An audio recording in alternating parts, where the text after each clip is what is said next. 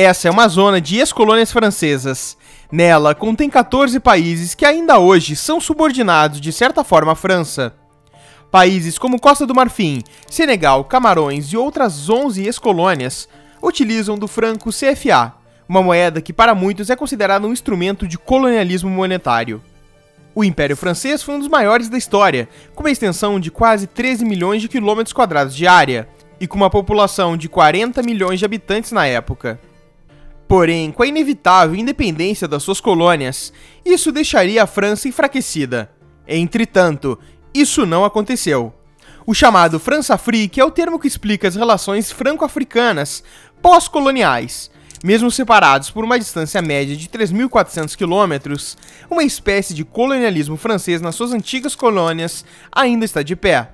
Segundo o Banco Mundial, em 2022, países como Níger e Burkina Faso possuem um PIB per capita abaixo de $850, enquanto os outros, também na zona do franco CFA, possuem $1.400 de PIB per capita. Em alguns casos, até menos, como Mali, Congo, Benin, República Centro-Africana, Chad e Guiné-Bissau. Esses países não controlam a própria moeda, pois atualmente eles devem ter 50% das suas reservas financeiras internacionais em Paris, no Tesouro Francês. Os países podem utilizar até 15% dessa reserva, e caso queiram utilizar mais, terão que pagar juros pelo seu próprio dinheiro, com taxas definidas pelos franceses. O Banque de France, um banco central da França, detém 90% das reservas de ouro CFA, tornando-se o quarto maior detentor mundial de reservas de ouro. Isso sem a França ter nenhuma mina de ouro em seu território. Isso é possível graças às suas 14 colônias indiretas na África, que são ricas em recursos naturais. Então vamos mapear isso. No Níger, ex-colônia francesa, existem as minas de urânio.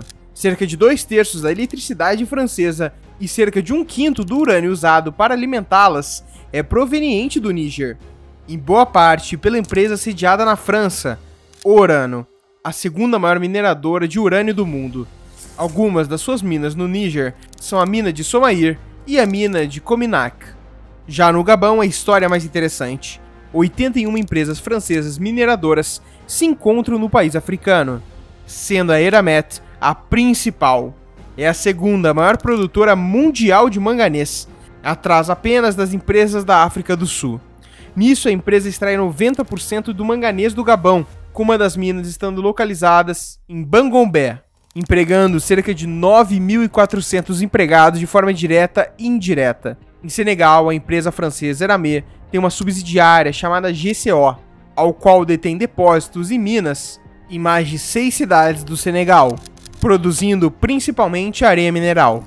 No Senegal, cerca de 25% das exportações são direcionadas diretamente para a França. Pois bem, o mais interessante é que essa empresa, a Eramet, foi fundada em 1880, coincidentemente na mesma época da colonização francesa na África.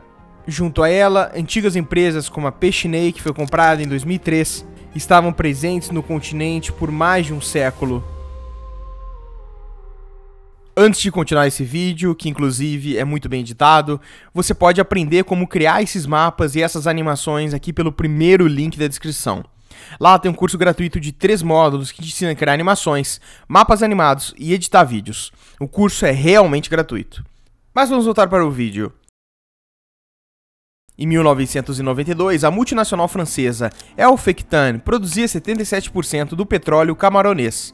Embora o nome da empresa tenha alterado, ela ainda controla mais de 5% da receita do país. E durante muito tempo, o embaixador da França no país serviu como intermediário entre o presidente do Camarões e a empresa petrolífera. E o que torna essa exploração indireta mais evidente é que 5 países da zona do franco CFA se encontram na lista da ONU dos países menos avançados de 2022, sendo eles Burkina Faso, Mali, República Centro-Africana, Níger e Chad.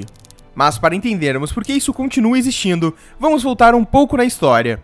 Os franceses só começaram a conquistar territórios no continente africano a partir de 1624, 90 anos depois do seu primeiro território na América do Norte, estabelecendo a sua primeira colônia africana em Senegal, devido ao interesse francês no comércio transatlântico de escravizados. Esse negócio era um dos pilares econômicos dentro e fora da França metropolitana. Em 1841, Comores tornou-se parte do processo colonial francês, localizado no leste do continente africano. Em 1864, a França conquistou o território chamado de Reunião, antiga Ilha Bourbon, território esse com cerca de 860 km de distância de Madagascar, que seria um dos seus futuros territórios franceses. Em 1881, as tropas francesas ocuparam Tunis, que antes também era conquistado pelo Império Otomano. Assim, a Tunísia tornou-se protetorado francês. Em 1891, o Congo passou a ser colônia francesa, no mesmo ano da criação da Guiné Francesa, atual Guiné. Ainda no ano de 91, a França ocupou o território de Benin. Em 1843, o território da Costa do Marfim tornou-se protetorado francês. Porém, somente 50 anos depois, em 1893, tornou-se uma colônia francesa de fato. Depois, seguindo por Madagascar, que após 2 guerras contra o povo nativo, o domínio francês já estava consolidado em 1895. Em 1903, a região do Gabão tornou-se colônia francesa, após ter sido protetorado, então anexou-se na África Equatorial Francesa. Depois disso, durante o século XX, a França dominou diversos países da África: Burkina Faso, Togo, Camarões, Mauritânia, Chad, Marrocos e Níger. Assim, os franceses se viram como a segunda maior potência colonial do mundo, atrás apenas da Grã-Bretanha.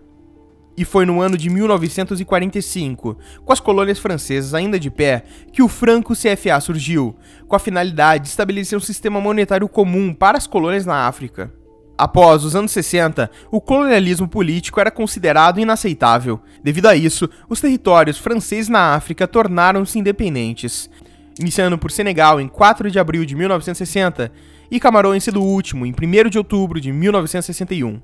Parecia que seria o fim da França no continente africano, mas isso, na verdade, estava longe de acabar.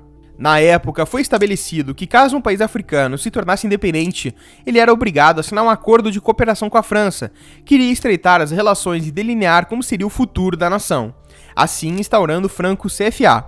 Nesse caso, houve a mudança de nome do CFA para Comunidade Financeira Africana. Nesse ponto de vista, a França deixou de ser uma colonizadora política para tornar-se uma colonizadora monetária, afastando-se de suas ex-colônias, mas não totalmente.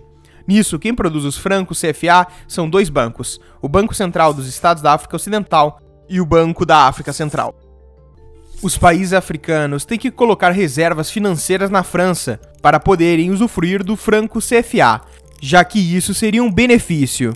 O presidente francês Jacques Chirac disse uma vez: a maior parte do dinheiro dos bancos franceses vem da exploração da África, e a França pode perder o seu protagonismo global caso esse império africano acabe. E veja bem, Jacques foi presidente da França a partir de 1995, mais de 30 anos depois da independência dos países africanos. Muitos países querem sair desse sistema, mas alguns recebem alguns incentivos para não se afastarem da comunidade financeira africana. Em Togo, um pequeno país na África Ocidental, o primeiro presidente da República do Togo não queria que seu país continuasse a ser domínio indireto francês.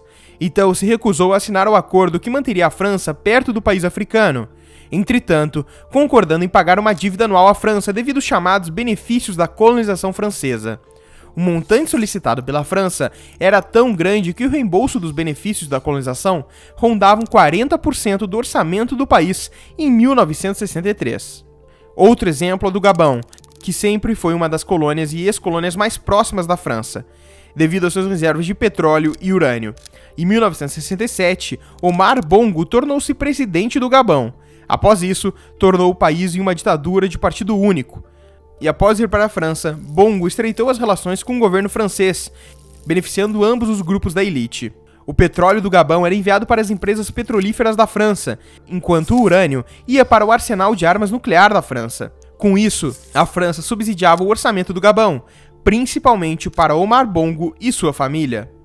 Outro exemplo é o de Burkina Faso. Thomas Sankara, após tornar-se presidente, adotou algumas medidas para se livrar da dominação colonial francesa, como a quebra de privilégios e reforma agrária. Porém, essa grande revolução chamou a atenção de grupos poderosos contra a ideia de Sankara, assim com a revolução acabando em 15 de outubro de 1987, devido à sua morte, por um golpe liderado pelo ex-aliado, que assumiu a presidência. Atualmente, países como Mali, Níger e Burkina Faso estão envolvidos em revoltas, devido ao sentimento de rejeição de Paris sobre eles.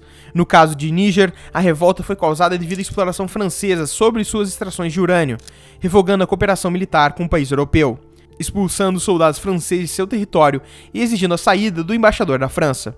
No continente africano, devido a essa tensão entre os países sobre a França, ocorreram 7 golpes de Estado, 2 em Burkina Faso, 2 em Mali, 1 na Guiné, 1 no Níger e 1 no Gabão, desencadeando manifestações em massa da Argélia até o Congo. O sentimento anti-francês vem crescendo, enquanto a aproximação com outras potências tornam-se maiores, como a Rússia e a China. O futuro dessa região, inevitavelmente, se desvincula completamente da França.